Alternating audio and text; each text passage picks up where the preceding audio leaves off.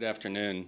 I'm Michael Bocadoro, and I've had the pleasure of serving as Executive Director of Dairy Cares for the past 17 years. And so part of our role at Dairy Cares is to share the story. I listened this morning, I didn't say tell the story, but share the story with policymakers and regulators here in Sacramento about the good things that the dairy industry is doing. And so it's really important that we share some of that. And so I'm going to provide a little bit of an introduction before we go into our panel discussion. So this morning you heard from Frank about how productivity has allowed us to greatly reduce not just our carbon footprint, but our environmental footprint. We also know that our families are producing more milk with fewer cows, fewer natural resources, fewer fossil fuels, less water and less energy, and we're just getting started. The industry is doing a tremendous job on the climate side. You heard from Karen Ross this morning about some of the progress we're making. And while the U.S. dairy industry is making great strides, California is clearly leading the way. We've gone from 12 digesters just a few years ago, and our hope is that we're going to have close to 120 in place in California, so a tenfold increase in the next 3 or 4 years. We're implementing on nearly an equal clip alternative manure management practices that are also greatly reducing methane in California. And we're working with the state in partnership, and we're on track to achieve the state's goal of 40% reduction in manure methane. And it didn't happen by accident. It happened because the state has made the investment and provided the incentives that are necessary. And it happened because the dairy families have stepped up and been part of the partnership with the state to get these things done. Water use is another area, and water quality is another area we're going to be hearing a lot more about over the course of the next couple of years. Water is another resource that is increasingly scarce, not just here in California, but across the globe, which means using it more efficiently is going to be critical as we move forward. And so you're going to hear a little bit today about how farmers are starting to utilize drip irrigation on their feed crop production. You're also going to hear a little bit about how California dairies are taking significant steps through nutrient management plans and comprehensive water quality protections here in the state to make sure that we're protecting our groundwater resources. On the energy side, our state has very ambitious goals. Governor Brown this year signed legislation requiring California to go to 100% clean energy by 2045. And that starts first with energy efficiency and reducing our energy use. And dairies have done a great job here in California working with their local utilities, and they're achieving as much as 20% reductions. You'll hear more about that tomorrow from PG&E and SoCal Edison. And over 100 dairies have already installed solar energy on the farms. And one of the points I make to as many farmers as I can talk to is take control of your destiny. And to the degree you can, move to solar and other clean energies. It will help long-term improve your bottom line. And then finally, it's really important that we understand that reducing the dependence on fossil fuels to improve air quality is a big issue in the San Joaquin Valley. It's something our farmers are committed to here in California. They're working hard. And we're not just reducing the carbon footprint, but through renewable natural gas, we're actually able to create something called carbon negative transportation fuel. Think about that. Carbon negative transportation fuel. And so you're going to hear a little bit about that from today's panel as well. And then the research side is something else that the dairy industry in California has been very committed to. We have a saying, you can't control what you don't understand. And so research has been our guide. And we don't always get the research we want to hear, but we have to hear it because it's hard to address issues if we don't understand. And if you don't fund research, you don't come up with answers. And so we're committed to that, and I know the Milk Advisory Board and the Dairy Research Foundation is equally committed to that in terms of funding additional research on sustainable practices here in California. And then finally, we're doing a great job with animal care and through the National Dairy Farm Program, and you'll hear a little bit about that as well today. So I'm going to move into the next part of this. I'm going to pose some questions to each of our panelists so that they can begin to address some of these issues. And I think she's going to help me with Let's see if we can get Tyler's slides up before I ask him a question. That? Yeah, can you pull Tyler's?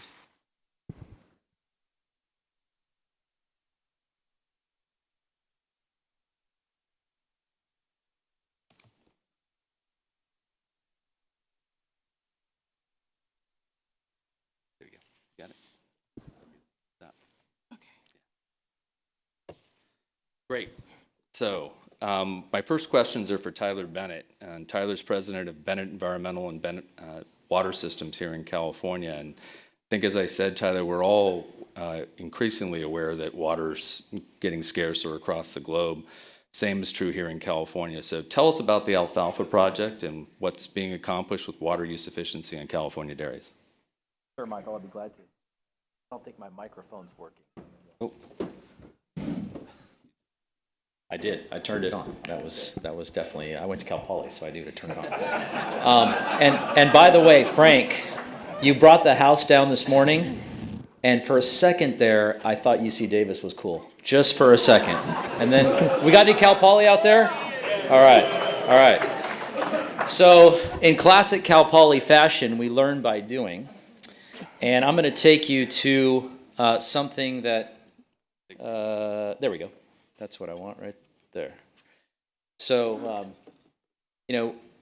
we basically, in the Alfalfa project starts at the farm, okay? And so a lot of people have talked today about some amazing things, and what I'm going to talk about is what I know, which is what happens on the farm and what can be done in terms of water conservation on the farm.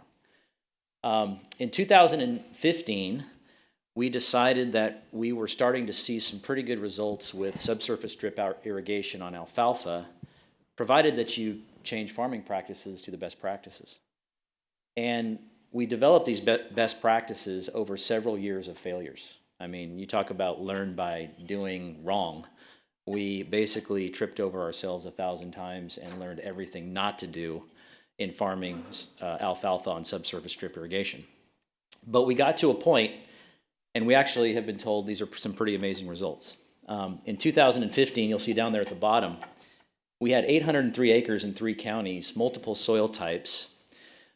Some of the soil types were terrible, some were pretty good.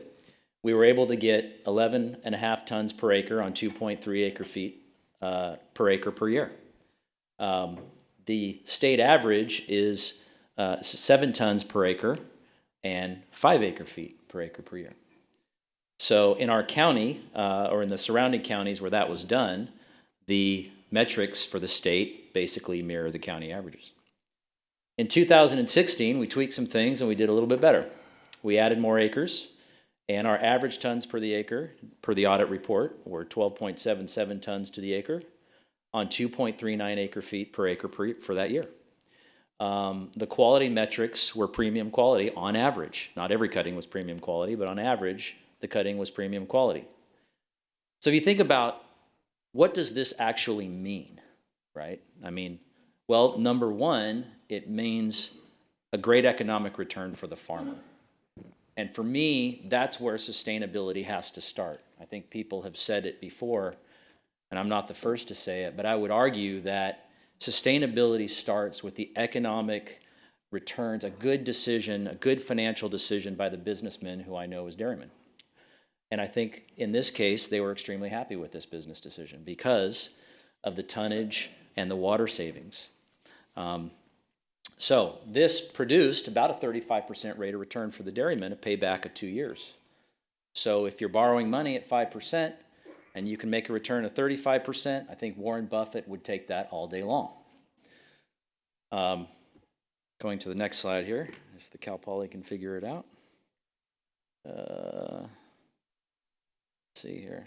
I can help you with that. Big green button. Okay. It looks like a video game on this thing. I mean, okay. So what was the cost per ton? You know, if you're a dairyman, you're buying hay. Right now, you're paying, I don't know, somewhere between $220 and $230 a ton. I'm guessing. Well, in those 2 years and those metrics that we showed you, if you calculated it out, the dairymen told us that we're producing hay for $110 a ton. So it doesn't take a rocket scientist to say, wow, we're saving $120 a ton. That's pretty cool, right?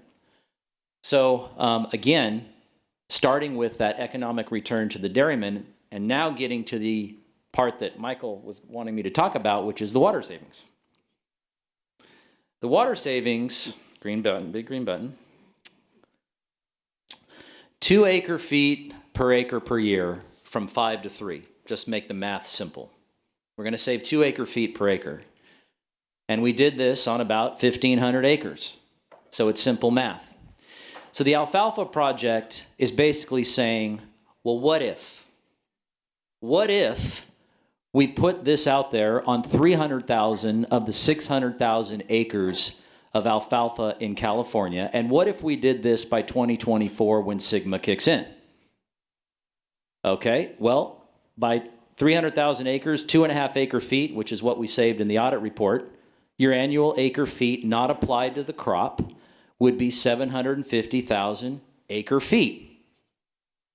Well, holy crap, that's a big number, right? And maybe it's not that good, but it looks pretty good. Well, what if we took the silage acres, and according to Wagner, there's 350,000 acres of silage in California. You guys know who Wagner is? Wild ass guess, not easily refutable. Okay. So Wagner says, because I didn't look it up, how many silage acres are there? Well, there's 350,000 acres of silage, double cropped, I don't know. 50% conversion by 2024, that's 175,000 acres converted. That's 2 acre feet savings from 5 to 3 again, and there's studies that are out there that show that. So your annual acre feet not applied is 350,000 acre feet. Well, now we're up to 1 million acre feet. Oh, okay, well, that's getting serious. So, again, I think that an investment in efficient irrigation is much better than the involuntary fallowing of ground, period. If you involuntarily fallow ground in our local communities in the Central Valley, it is a disaster from a tax revenue standpoint, from the tire store to the factory to everybody. There is a stake in the game for everybody in this room, the state, the feds, and everyone to implement efficient irrigation because the results are there. We're getting the results. Now the question is, the last point on the slide, and then Michael, I'll turn it back. $950 million is what it's going to cost you to put efficient irrigation with the right management practices in place to get this kind of savings. So the question is, where does the $950 million come from? I would argue that it should not come from the backs of all of the dairymen. The state has a stake in saving 1 million acre feet. The federal government has a stake in saving 1 million acre feet. Anybody from farm to fork has a stake in saving 1 million acre feet. And so the Alfalfa Project, which was the original question, is about coming together and bringing capital from multiple and diverse sources and putting it together and providing partial grants and low interest rate loans so the dairymen can actually get this done because the returns are there for them. The returns are there. And that's what the Alfalfa Project is, alfalfaproject.com.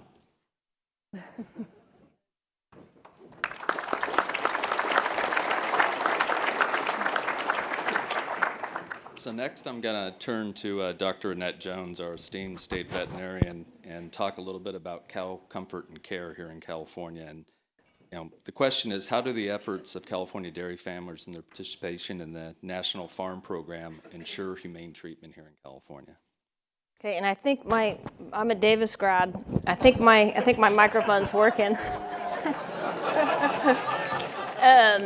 I think that's a good question, and I guess I'd start with how many people in the room here are familiar with the Dairy Farm Program? That's Farmers Assuring Responsible Management.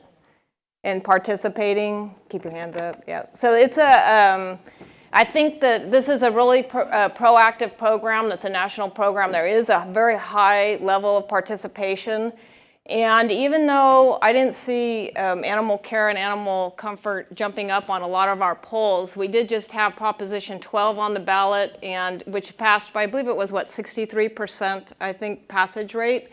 And when you consider the fact that we really don't have any veal production per se, in the sense of the word that it was included on the ballot in California, we really don't have any pork gestation crates in California. Our hens have more space than pretty much any state in the country already, but it's still passed by such a large margin. We all know that animal care and comfort is going to continue to be a big issue. And I think the dairy industry, of all industries, probably has one of the best stories to tell because of the proactive nature that this industry's been for years now on cow comfort. And I think there's 3 reasons why it's really good. The number one, those of you that raise their hands know it. The number one reason is I think that the components of the program, they're science-based, they're developed by dairymen, and they turn around, just like was mentioned with the water, it turns into better production, higher fertility rates. So it really, pencils out at the bottom line. But also we've heard it from several speakers. This isn't news. Again, it's just driving home the point. The consumers want to know. They don't really want to know all the details. Like if you look through the farm program and the standards that are in there, the consumer doesn't want necessarily to know all those details. Some may. But what they want to know is somebody knows them, and somebody's following them, and somebody cares about the cows. So that's why this program, I think, is good, is because it has second-party reviews, which helps the farmer, kind of get a feel for what's happening. But it also has third-party verification, which really assures our consumers of what we say is happening. So I think that's good. And then the third reason I think it's a really good program is that how many of your buyers have different standards that they want you to perform to? And you end up with 14 different animal care standards that are driven by specific buyers. So the more the dairy industry, again, we talked about a united voice and talking about what we're doing and reframing how we care for our animals, the more we can get behind one program. I think that just really helps everybody from trying to juggle 15 different certifications and 15 different programs. So I think in particular, I think that's why that's important. Great. Thank you. And then I'll come back to you with a couple of additional questions, but I'm going to turn to Steve Maddox for a moment. As a dairy farmer, Steve, you've been deeply involved in state and national sustainability efforts. As a longtime board member at Dairy Cares, you've seen firsthand the increased focus on sustainability here in California. Share with us why you think that's so important. Well, 17 years ago when we started with Cares, the whole industry came together, pre-competitive, and which is the only way to make it really work and make influence. And we had for-profit activists attacking the industry. And what we found out is working with the regulatory and the legislative branch, at that time it seemed like they were against us. They were going off of information that we didn't really know where we're at. And so one of the first things we did was that we had an injunction on an act that was going to, Air Board was going to have us cover all our lagoons. But we also agreed with the Air Board to help with a study on what the actual emissions were, because they were going off of a 5-gallon effluent pail that was being stirred and heated, actually to see more methane, but that was the only science they had. But as we came along and we started measuring what we were actually doing, and we had a great story. You have to remember, after World War II, like was said earlier, we've decreased the amount of land to produce a gallon of milk by 90%. 70% for water reductions, 70% reductions in methane production.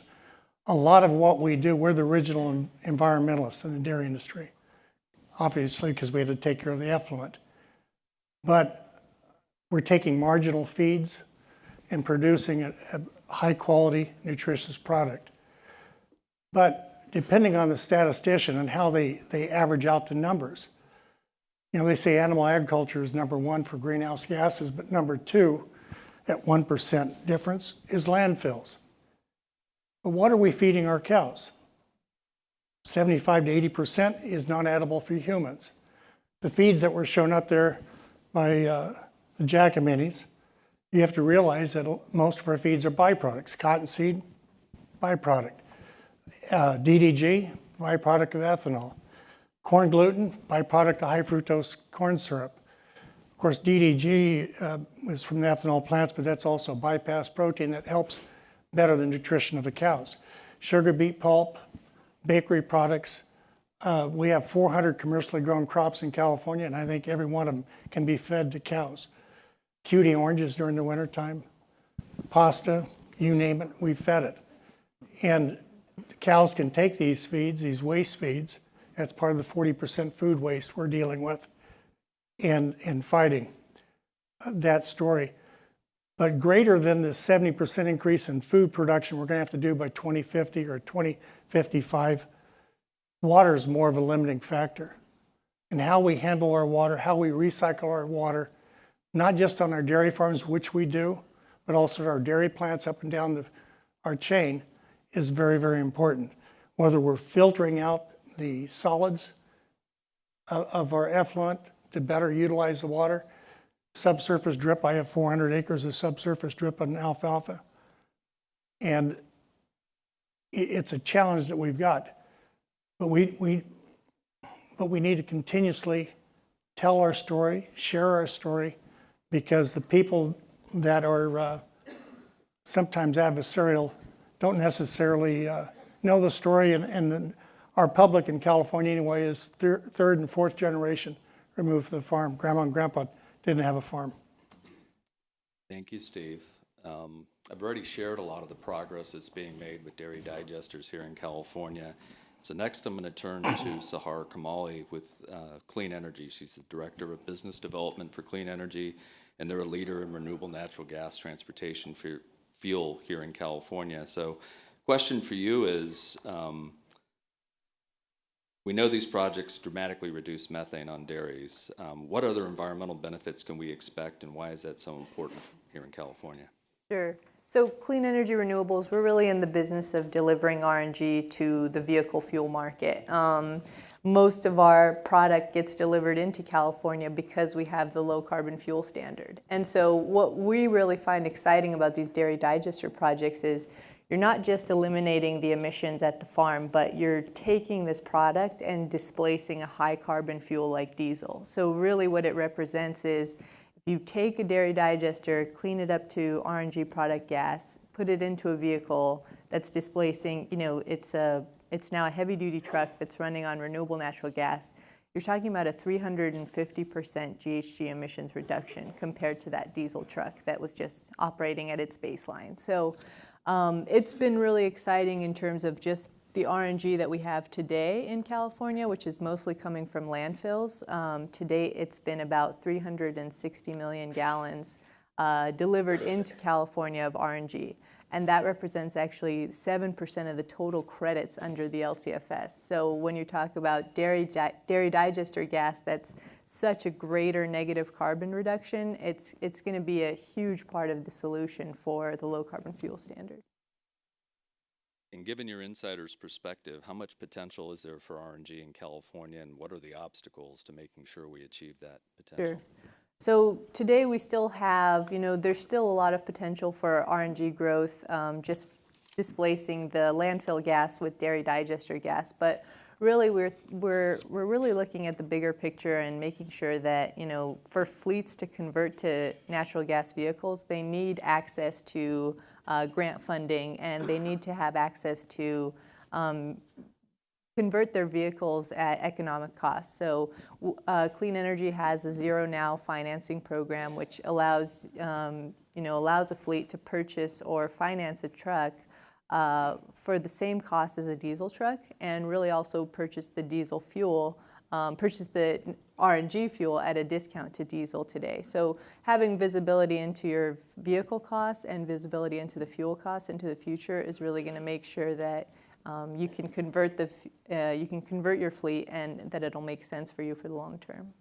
Great, thank you. I'm going to turn again to Frank Mitloehner. Frank, you did a great job this morning, and you talked a lot about the important role that production efficiency has played in California's ability to reduce our carbon footprint with every glass of milk that we produce. So how does productivity factor into the future? I think productivity will remain an absolutely driving factor in further reducing our environmental footprint. What we have shown happening between 1950 and today, that 2/3 reduction of our carbon footprint per glass of milk, is not an endpoint, but it will continue to improve. I'm seeing dairies with 100 pounds produced per cow per day, numbers that were unthinkable 10 years ago. And it will continue. And so what I'm seeing is that the world is looking, I mean, not just the nation, the world is looking at this state and at this industry, trying to find ways to model themselves, or to use us as a model and then, imitate us. Yeah. And that's a great point. It was kind of leading into my next question, and that's GHG and methane reduction are not just a state issue or a national issue, they're a global issue. And what can be achieved? I mean, from a productivity standpoint with the rest of the world, it seems like their efficiency is much less than ours, so there's substantial opportunity for gains to be made, particularly in other countries with large number of cows. Can you comment on that a little bit? Yeah, so first of all, what we don't want is, for example, regulations that are so stringent that we are losing dairies from this state to move into other states. Because if we are losing dairies from here to Texas or North Dakota or so, then we are just having leakage of emissions. Because the emissions we will now not produce here will be produced elsewhere. So that's a zero gain if we lose dairies. We don't want to lose dairies. Indeed, what we want to happen, or what we want to see happen, is that other nations become equally efficient. And in fact, I think we should assist other nations in becoming more efficient.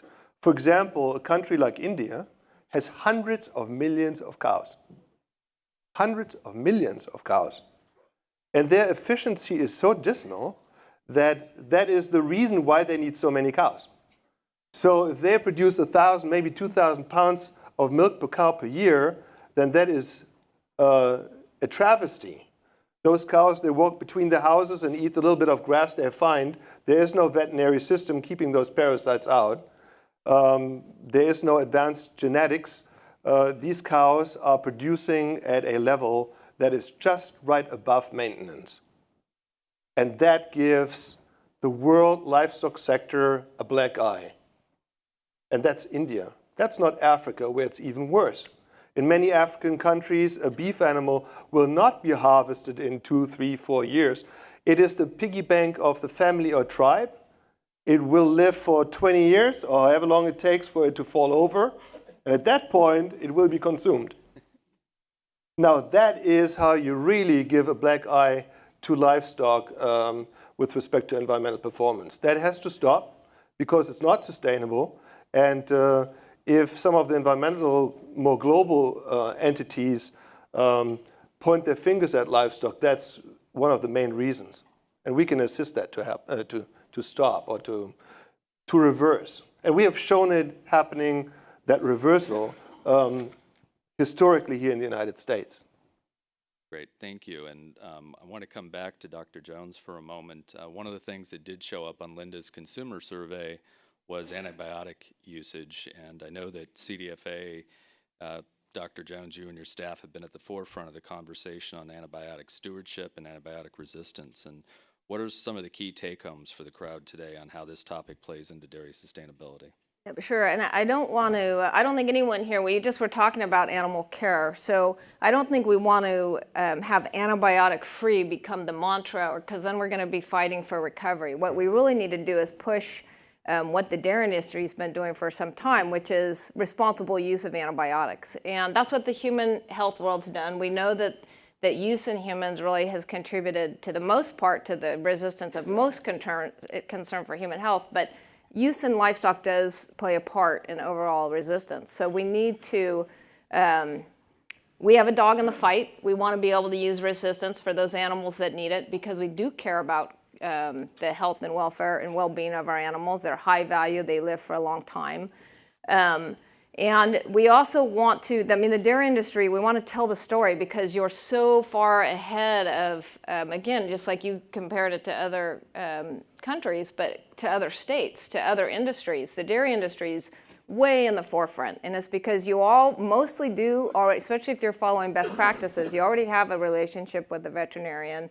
There's already protocols in place to use antibiotics judiciously. So we just need to really tell that story and continue to gather the information so that we can keep improving the decisions we make. And that's kind of what our program is, and it's a joint program so that we can be kind of more like those big HMOs that have access to tons of data, and they could really fine-tune their use of antimicrobials so they have healthier people, we have healthier animals, and we can make better decisions. So I think we're definitely going in the right direction there. We just need to stick with it. Great. And then I've got a question for all three of you. We have a new administration coming to Sacramento. Governor Newsom was just elected in early November. What message would each of you have for him? And I'm going to start with you, Steve. What would you tell the new governor as it relates to dairy farming in California?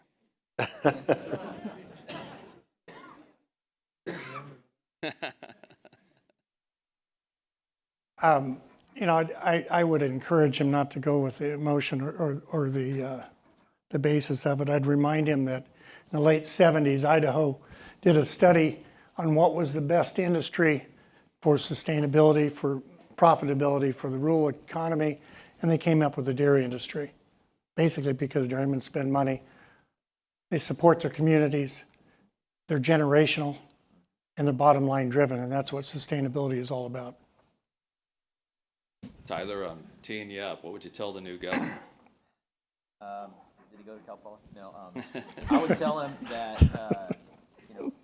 that he has a big stake in what can be done with water in California, and that he should engage and listen to all of the options that are on the table for helping the Central Valley remain viable and successful. And I think that would be my message. Dr. Jones, I know you don't get to tell the new boss what to do, but if you had a message, what would it be? Actually, I do usually try, and my old boss could probably verify that.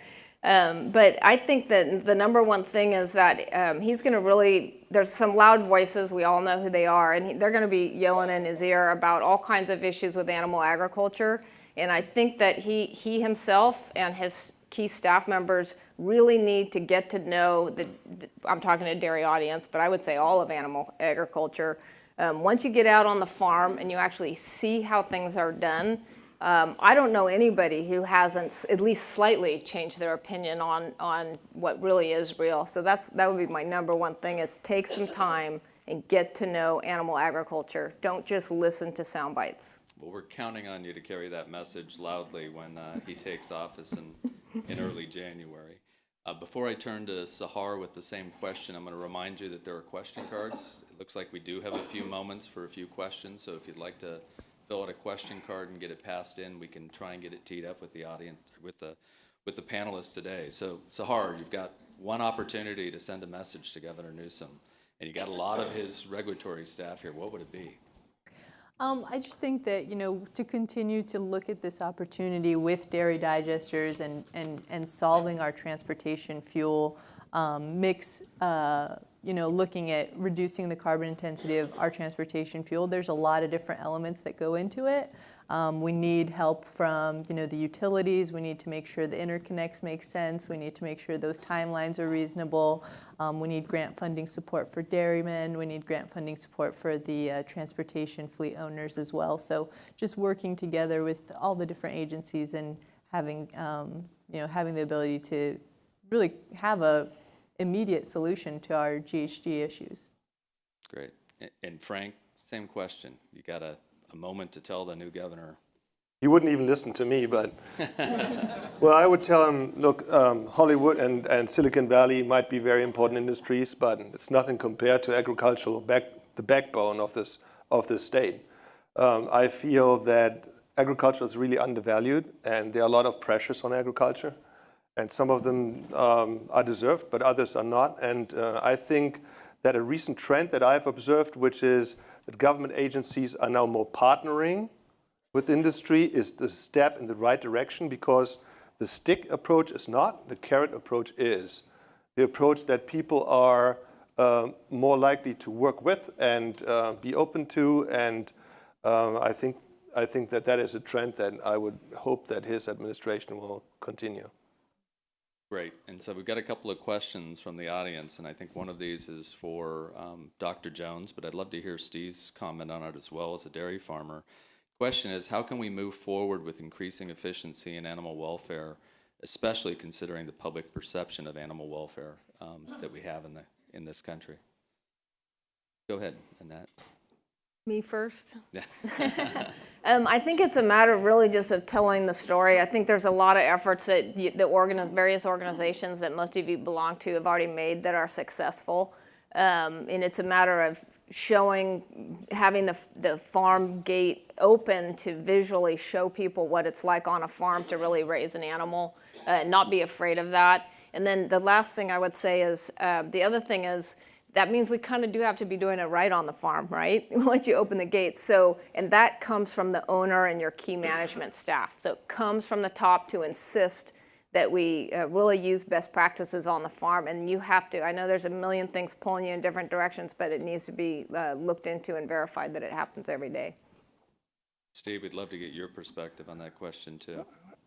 Misconception by the consumer is that we have to mistreat animals to get the maximum production out of them, and it is it's a difficult thing to get past with the farm program being pre-competitive type of thing. So just kind of bringing everybody up to the same speed, encouraging people to have a veterinary relationship, having a relationship with a nutritionist, having training, on-farm training, which is 4.0 coming up, by the way.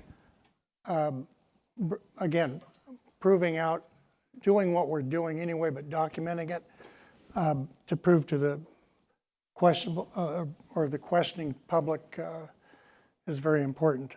And it has saved us a lot of market, but it's still an everyday challenge. One of the other questions we had from our audience today is, how do we change the trend of young people's thinking that animal agriculture is bad, pushing them to avoid our products? Frank, do you want to take a whack at that? So this class that I teach at UC Davis is a class with 300 undergraduate students, sophomore class. And these kids come to school thinking that they are food experts. In reality, they don't have a clue how food is grown, as do most people in this society. They feel like they know everything, but they really know very little about food is grown. We have to make a concerted effort in changing that and partnering with the public by offering our expertise. Because guess what? The people in this room are the experts in growing food. And the people actually trust farmers. They trust farmers. The problem is that you are very, very private people, and you don't really want to talk to the public. But guess what? These times are over. It's not just me or him or somebody. It's all of us who have a job to do. The public has a lot of trust in you. Use that trust and communicate. In your community, in your church, in your clubs, wherever you are, do it. And get onto Twitter. Get onto Twitter. Yet another plug for Twitter. I love it. Yeah. I don't work for Twitter, by the way, okay? I have no affiliation with Twitter. I want to come back. We've talked a little bit about water use efficiency. I want to talk for a moment about water quality, because that's another pressing issue. And so, Tyler, this question's for you. And how does the drip irrigation system work to improve nutrient applications as well? Yeah, I'll talk loud here. My mic's not working, but. Tyler, you got to remember, don't trash talk another university if they control the mics. I know. I'm really in bad shape after this. I think anytime you can efficiently apply something, or more efficiently apply something, it gives you the opportunity to control how much you put out there. I think it's pretty much that simple. I mean, I think, nitrogen or NPK, those are things we have to put out on our crops. And so the question is, how can we do it the most efficient way, because it's a cost to farmers, and also because we know that there's the potential for leakage. And so it's it's just one of those things that I think efficient application of water and nutrients makes a ton of sense and could in fact improve water quality over time. It's great. I'm gonna go back to Sahar for a moment because we're really seeing a tremendous amount of interest in dairy digester development. I know one of the questions I get all the time is, what does the future look like for transportation fuels? We've got, a lot of talk about electric vehicles. We've got a lot of talk about hydrogen vehicles, renewable natural gas vehicles. And so in your mind, where does renewable natural gas fit in, and how long-term of a market is that really going to be? Or is it more bridge fuel at this point? And I'd love to hear your thoughts. I think that I think we're continuing to see it has long-term potential. I think there's going to be a place for hydrogen and electric vehicles, and also renewable natural gas, even if its use as a transportation fuel shifts. But what we see right now is the tremendous benefit that the RNG vehicle fuel paired with a low NOx truck can provide. And so that's really the low-cost economic option for, big companies, the UPS, Walmart, Amazons of the world, looking to reduce that sustainability, their GHG protocol emissions profile, So we see the opportunity for RNG today, and we also see it for the long term. As the other technologies develop and become more cost effective, I think we're going to see where you can apply RNG there as well. Great, thank you. And so I'm going to go back to a question from the audience, and the question, and I'll take volunteers to answer this one. It may be best for CMAB to answer, but your slide title says California leading the world, which I think is an honest statement. We really are leading the world in a lot of ways as relates to dairy industry sustainability. So the question is this leadership marketable, and how can we position ourselves to take competitive advantagement of the investments that are being made? And so, I'll give you a shot at that, Frank, and maybe Dr. Jones, if you want to take it as well, because I think it's a good question.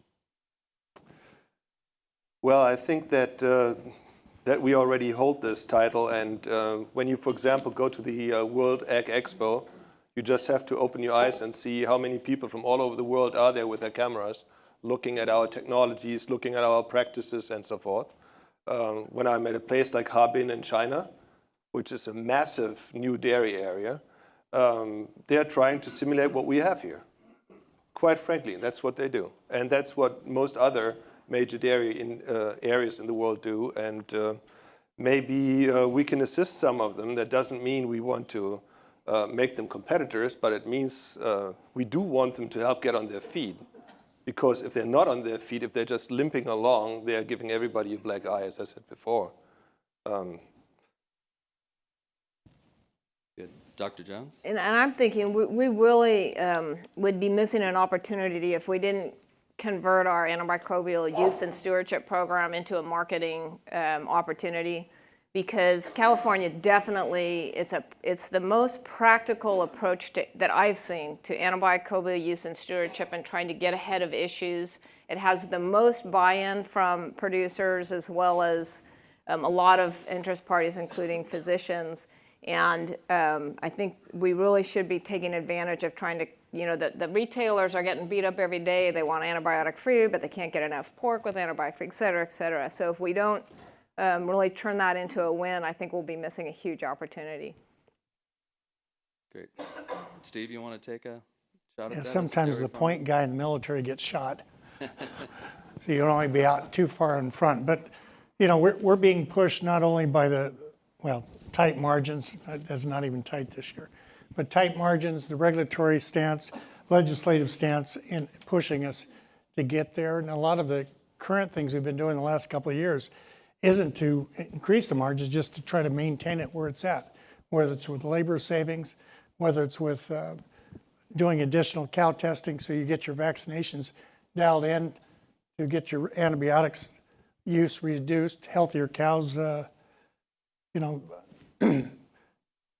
better for the environment, better for efficiency. So, it's double-edged sword. We do have a lot of tours. We do train a lot of people around the world are coming. Our farm probably had 450 people as trainees or interns over the last 60 years.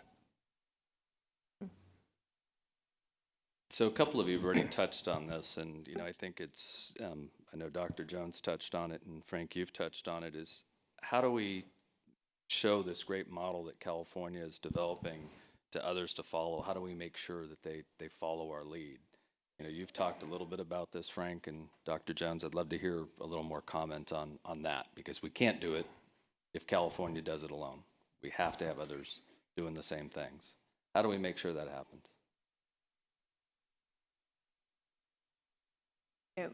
My experience is when I spend a lot of time with other state veterinarians across the country, and in my experience, it'd be interesting over, anyway, is that they get resentful of following California, and that's like the last thing that the nation wants to do. So I think it's just a matter, it's just like we need to let the public into onto our farms.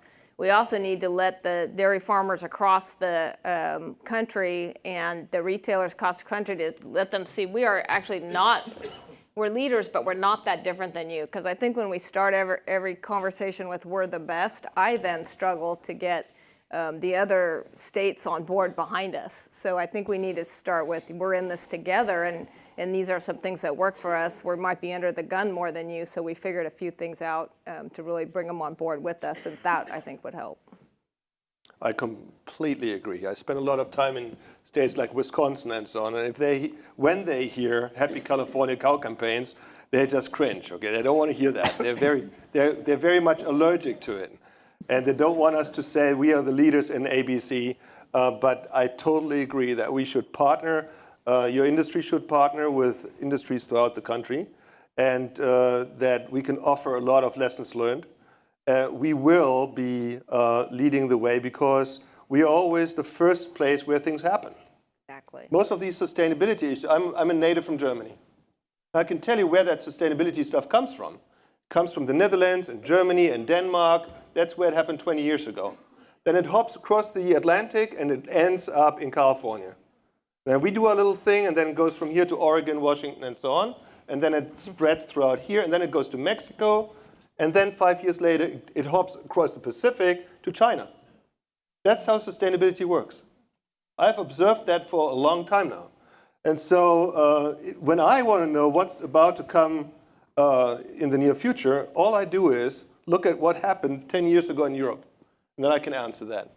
You need a crystal ball, just learn from what's happening over there.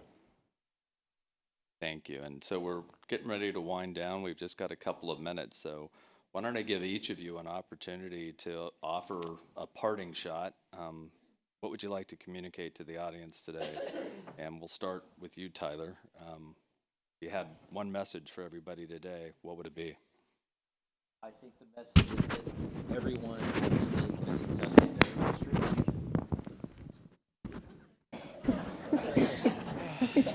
Just rubbing salt in the wounds every time. I think everyone has a stake in a successful dairy industry in California. No matter where you are, you may not realize it, but if you think about what you eat and the state and what it provides and the jobs that the dairy industry creates, I think everyone has a stake in a successful industry for the dairy in California. Yeah, my only comment is that failure is not an option.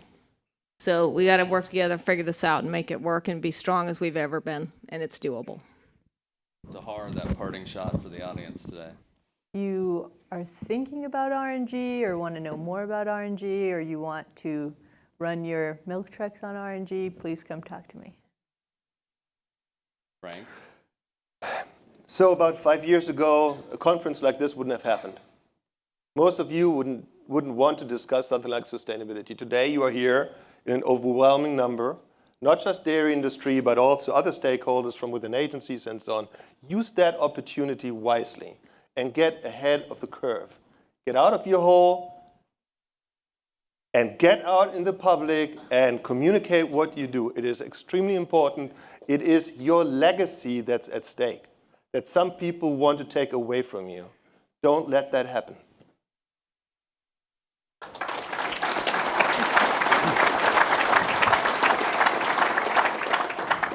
Thank you all very much. We've, oh, met- I'm sorry, Steve, you get a parting shot. Sorry. I cut Well, the you know, donut. it's tough to be green when you're in the red. And, but think about it. I mean, it's slowed down on the dairies a little bit the last couple of years because of that, but because of active grants from the state and from the NRCS and things like that. Look at your capital improvements, see if you can extend that out. I probably have had 46 tractors for the air board. I've got another 40 to go.